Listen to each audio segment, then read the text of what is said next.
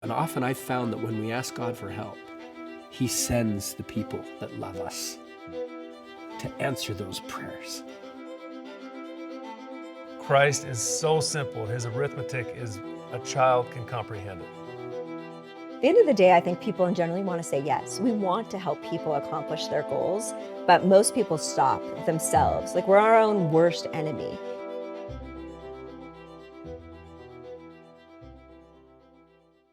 Hello and welcome to Latter-day Profiles. I'm Brian Howard. We're here at the Motion Picture Studio in Provo, Utah. And joining me today is Chad and Michele Lewis. Thank you for coming. Yep, you're welcome. It's good to have you here. People recognize Chad from his days of playing football and also in the NFL.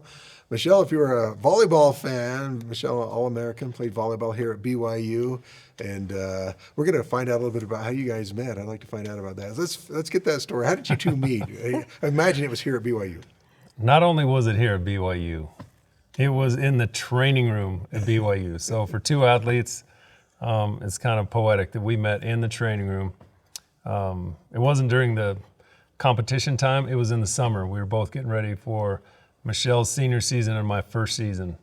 And we met in the training room, started a friendship, and then a couple months later when we started dating, and then through that season, which her team went to the Final Four, my football team, we went to the Holiday Bowl, and then we got engaged in February, Valentine's, and then married in May. So that was kind of like.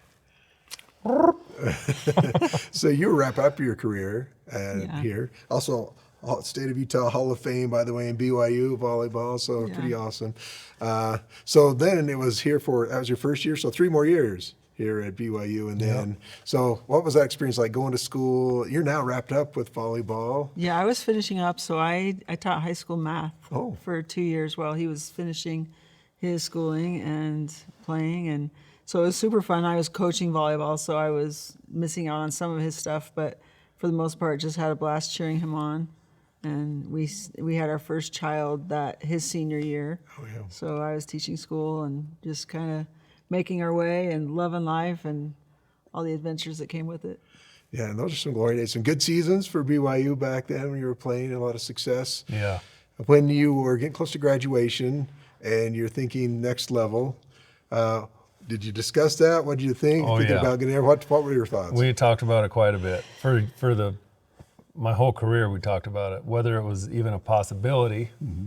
And then when it started to look like it was a possibility, what was our best avenue of attack? How we were going to best prepare for that. And it was a lot of work, but we were always talking about it. Mm-hmm.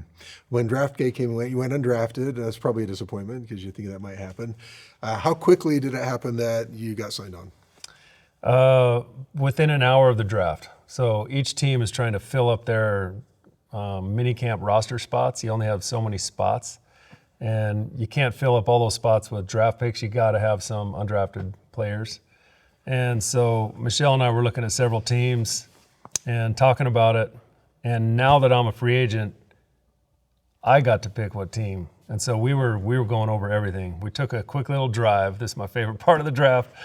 We took a quick little drive just to clear our heads and just breathe some air. And the Kansas City Chiefs called our house. We didn't have cell phones. And the head coach called and wanted to talk to my dad and just find out where we were. Hey, we're looking for Chad. Where is he? He'll be back in just a minute. And my dad, who doesn't know a lot about football, said, what's your name? And he said, Marty Schottenheimer. He said, okay, how do you spell that? And so he started to spell it, and finally Marty, impatient, just said, just tell him the head coach called, okay? So we get home, and my dad was like, the head coach for the Kansas City Chiefs called Marty Schottenheimer. I was like, yeah, Marty Schottenheimer. Yeah, what did he say? He kind of got little quick with me. Told me the story. We were laughing so hard that he was like, can you tell me how to spell that? Oh, it was beautiful. So that's part of the draft. How did you make the choice? Was that a mutual decision deciding where to go? Because undrafted, you do get to choose if you've got offers to go where you want to go.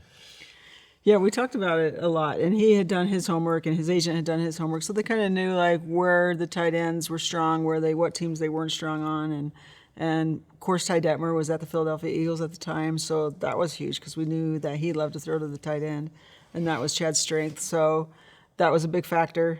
and knowing that there were some options at tight end there at the Eagles at the time, that was the main reasons for our decisions. West Coast offense, perfect opportunity compared to all the other teams that had offered and invited. It was good that we had that time to be able to look at all those teams and having done the homework going in, we were ready. And so it turned out perfect. To go to Philadelphia, John Gruden was my coordinator and Ty Detmer was my first quarterback. It was so sweet. Yeah. So if I'm in the huddle and I don't quite know the play, and there were a lot of plays that had to get down very quickly, Ty would say, run it like 69H at BYU. I'm like, got it. Yeah, that's so good. That was sweet. Good to have an inside scoop on that one. What was it like moving, first big city, Philadelphia, big city, NFL versus college is big. Also, lifestyle is a big change, right, going there. So how was that a big change from, playing college football is a big deal, but this is next level. Big change. It was me first going to the mini camp and then training camp. And those were big changes to go from BYU, Lavelle Edwards to the pros. Whew, big change. And it was so nice to have Ty Detmer and Morris Unatoa, BYU teammates, BYU guys. I was never teammates with BYU with Ty Detmer here. But to have those two guys there, that was huge. And then Michele came out in training camp, and then she got the full weight of the change as well. We had one baby girl, and then it was on. Well, we didn't realize it going in, choosing the Philadelphia Eagles, that we were going to have mentors in Philly like no other in Vian Keala-Sikahema. Oh, yeah. They were living there. He was a sportscaster for NBC, and him and Keala took us under their wing, had us over big time 2 or 3 times a week. Really taught us. He had already played in the NFL for 10 years or whatever, so they really mentored us and taught us, this is how you are an LDS faithful person living in the crazy environment of the NFL. Yeah, they were perfect. Yeah, they were sanity for us. They were like our second parents. They were our same age basically, but they just knew how to do it. And so we really emulated what they did. Family nights, prayer every night. He would come back from the 6 o'clock news, have scripture study and prayer with his family, and go back to the 11 o'clock news. And so just their example for us was huge at that time. Yeah. It's nice to have some mentors who have been there, done that, kind of know what to do. You can't even put a price tag on it. You can't put a value on it. It changed our lives. And I can't help but think that, the Spirit, the Holy Ghost was prompting us during those decision-making processes in order to put us in a situation where we could succeed. And I'm just forever grateful for that. I think that we take that for granted sometimes, but for sure we were getting help. It would be so cool to go back in my parents' basement during the draft with spiritual eyes so you could see what was happening, how we were being influenced by the Holy Ghost. And I can't wait. If there's a video in heaven, a movie, a theater, like whatever, I want to go watch that and be like, wow. At least some angels telling the stories, right? So cool. Yep, incredible. They know what's going on. Well, you were there, and you had an injury, come up, a couple of them. A great season, had changing coaches. I think about this, it's such a merry-go-round. It all is. Each season can be different. One season ends. How did you deal with the uncertainty of, what's going to happen next season? Good question. I will say this about the NFL. It stands for not for long. We all know that going in. That's a humbling reality. And you just don't know what's going to happen. You do know that you're going to face tribulation, challenges. You do know you're going to get injured at some point. You don't know how severe it's going to be. And I think the best thing for us is we read the Book of Mormon every day. That was our core, and it became our strength, and it helped us as I did get injured and cut and went to the Rams, and then I was there for a year, and then just before the Super Bowl, I was cut and sent back to Philadelphia.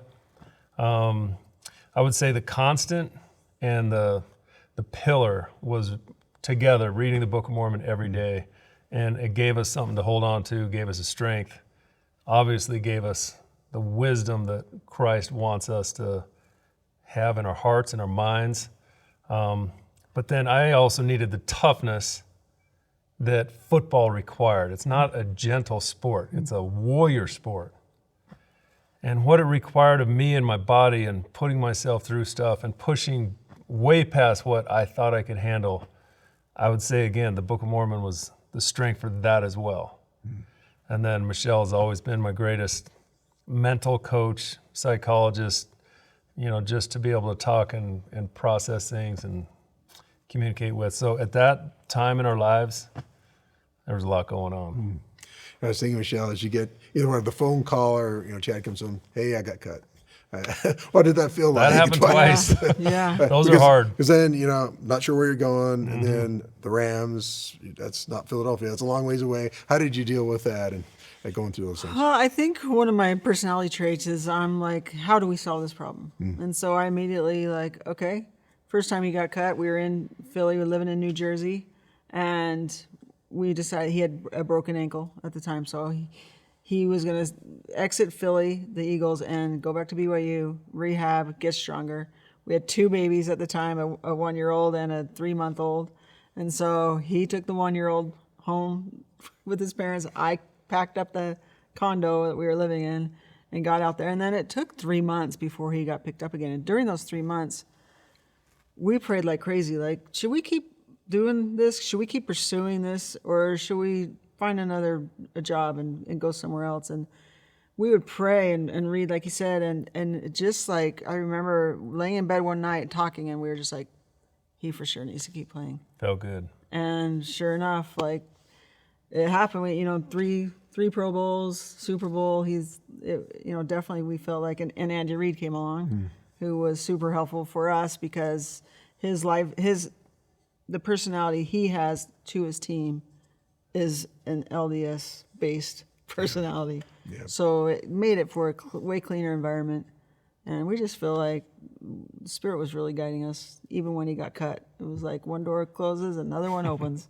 Yeah. If you look at the influence that Vaya and Cal Asikahema had on us off the field and in our lives, spiritually, emotionally, family, Andy Reid had that same influence on the field, my career. Just so impactful, so gifted, and now the whole world is seeing how talented he is.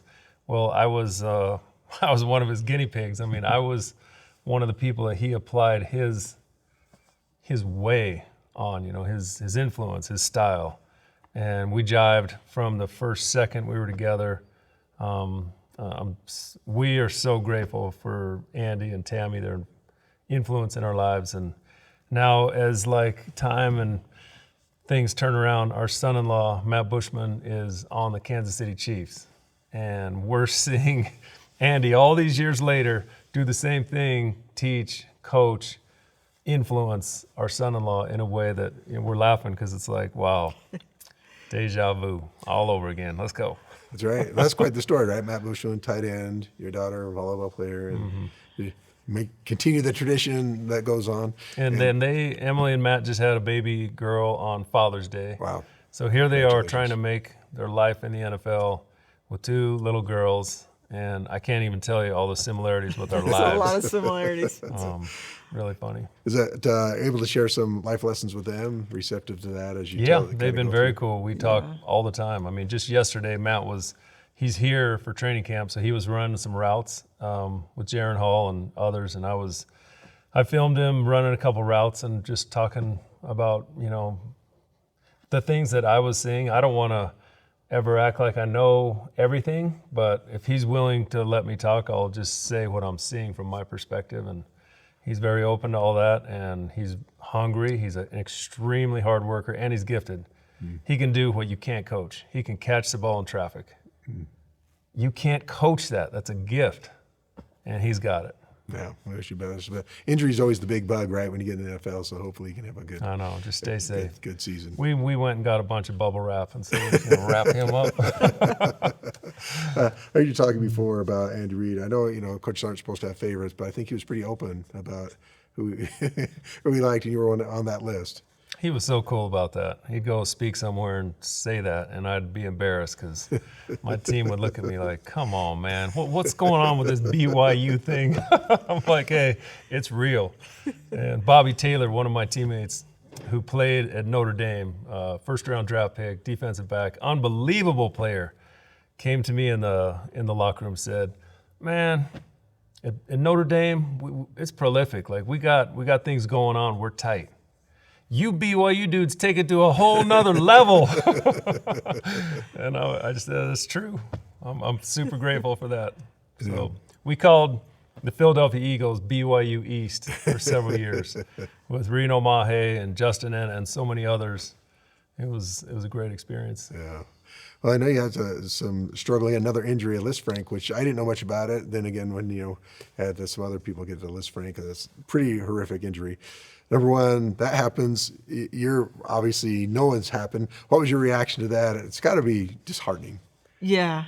I mean, you dream your whole life, even if you're not a football player, you dream about playing in the Super Bowl kind of thing. And so we had obviously dreamt and talked and hoped for it. And here, the game right before the Super Bowl, he catches 2 touchdowns. He's kind of the hero of the game, but he broke his foot in the process of the second touchdown.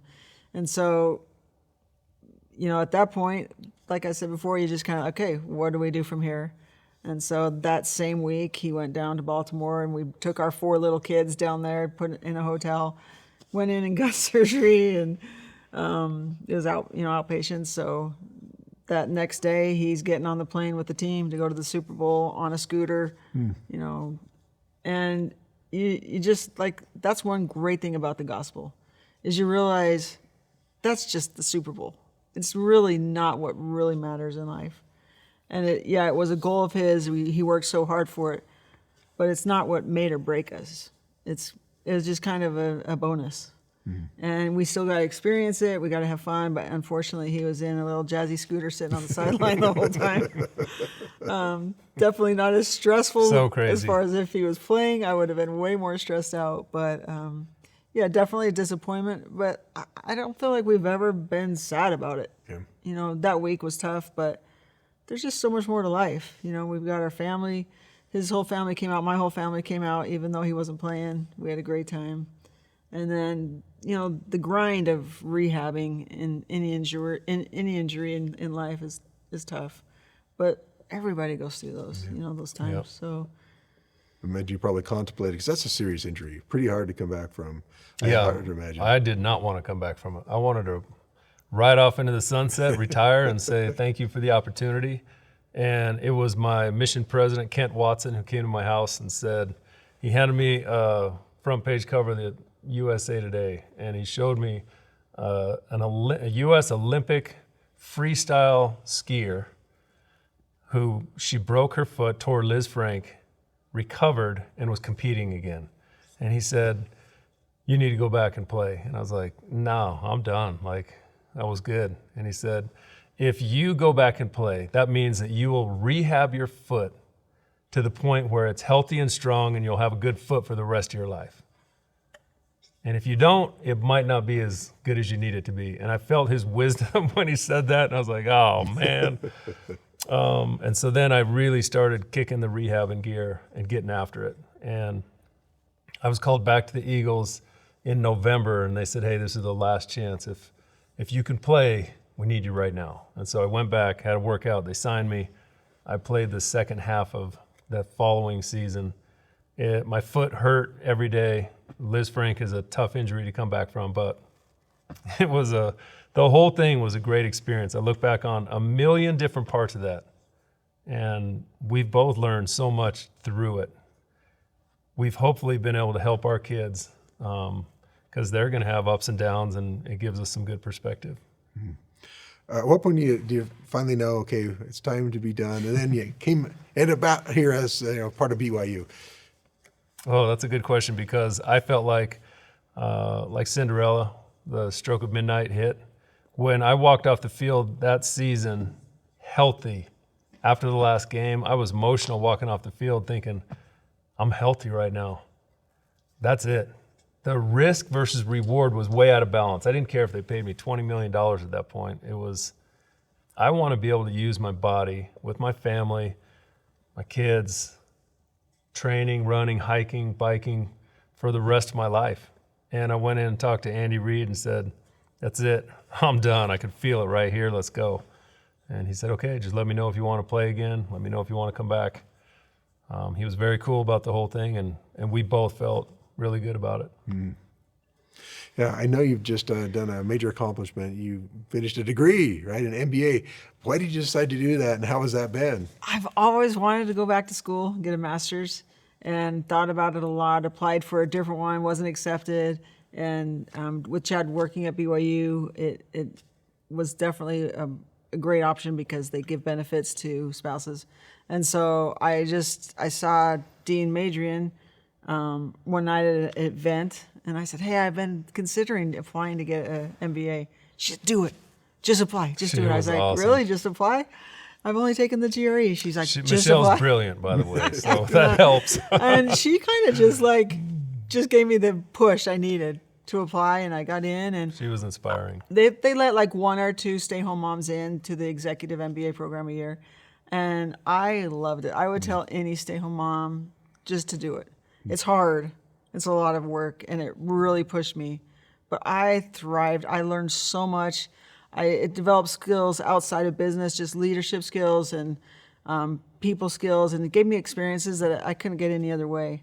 And I would tell anybody, in work or out of work, just if you're thinking about education, look at these executive programs because they're really fun. Yeah, stretch yourself a little bit. That's Or a lot of it. Yeah, At the same time, he got his MPA, public You did? administration. Oh, Yeah. God, Yes, congratulations. we were doing our homework together with Both our in kids. school.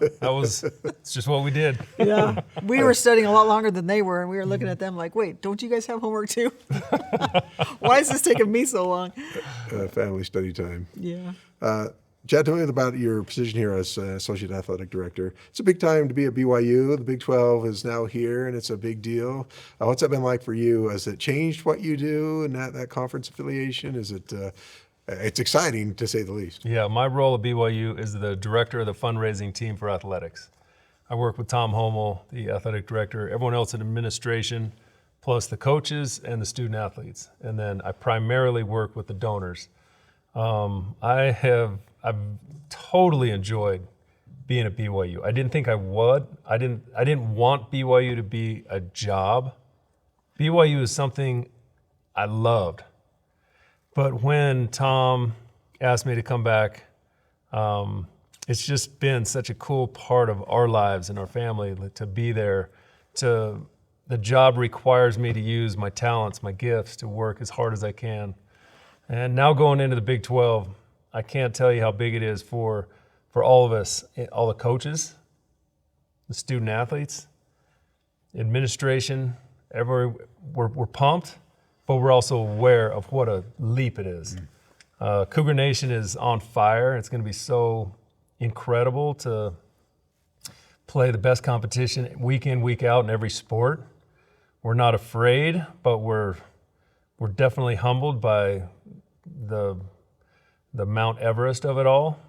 And you can't get to the top of Mount Everest in one day. You take chunks, you set a plan and you go for it. Tom has created that plan for the last year and a half. He's stepped on the gas, full speed. We're preparing in every way. We are going to be prepared. We are going to fight. We're going to compete. And it is going to be a battle. And the battle is not what we're afraid of. And as long as that's our mindset, we're going to be very competitive. The best thing about going into the Big 12 and this giant platform, BYU's never been on a platform quite like that. The best part is Tom constantly tells us, if we represent BYU, if we always stand up for who we are, we're going to be successful. If we forget that, I don't care how many games we'll win, we will not be successful. So he drives home the fact that we are BYU, and what does that stand for? Let's go. You know, it's interesting you say that. I know you have not been shy about standing up for your convictions for the church. And I was thinking about that. As a family, you've had the experience of being all over the place and keeping on the covenant path, as President Nelson has said. What are some things you would share for those who are like, how do you do it? You know, because that's a tough thing. Michele, what kind of, within your family, it's such a challenge. Yeah, I ask myself all the time, or I actually ask God, what do you want me doing right now? What do you want me doing? I'm willing. And then I just try to listen, and I try to go with those feelings like, okay, if it's laundry, it's laundry. If it's go back to school and get an MBA, it's that. My number one is my kids. And so to me, that is my full-time job, and I love it. I feel so lucky that I'm able to put my kids as my full-time job. And it's super fun, and it's hard at times. And there's a lot of times there's no awards out there for moms. You know, it's hard at times, and you're thinking, the house is a mess. My kids don't like me, and what am I even doing right now? But it is so rewarding, and to see my kids grow up, get married, start having kids of their own, there is nothing that I can even imagine that would fill my heart with more joy than seeing that. And that's the reward, the award that I've always wanted. So I love it. Chad, what about you? I just think this world needs Jesus Christ more now than at any time ever before. The Bible and the Book of Mormon are so clear about that. And the Lehi's dream in the beginning of the Book of Mormon is a perfect illustration of where we are. There's a rod of iron, which is the Word of God. If we will hold on to that, we're going to go through the mist of darkness, which is all around us. We'll turn on the news any night, and we're in the middle of the mist of darkness right now. The confusion about basic principles, things that the world is trying so hard to teach are whacked. Christ is so simple. His arithmetic is a child can comprehend it. And all he wants us to do is have his peace. If we will obey his commandments, which lead us to safety. And he's never coerced. He's never threatened. All he does is invite. And if we'll listen to him, he has blessings immeasurable waiting for us, peace for us. Here, Michele and I are trying to raise a family and help them. There's no greater help than Jesus Christ in our lives. Well, how do you get Jesus Christ in your life? The first way is to remember him, to think about him. How many times are we thinking about him during the day? Well, the Book of Mormon, reading the Book of Mormon for us is what helps us more than anything.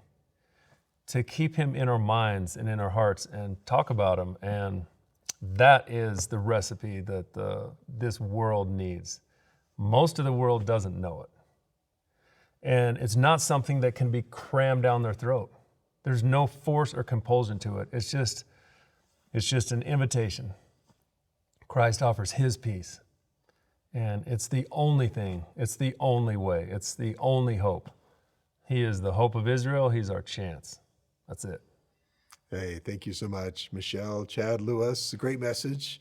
And I really appreciate you taking some time to come and share a little bit about yourselves. Thank you so much. Yeah, thanks, Thank you. Brian.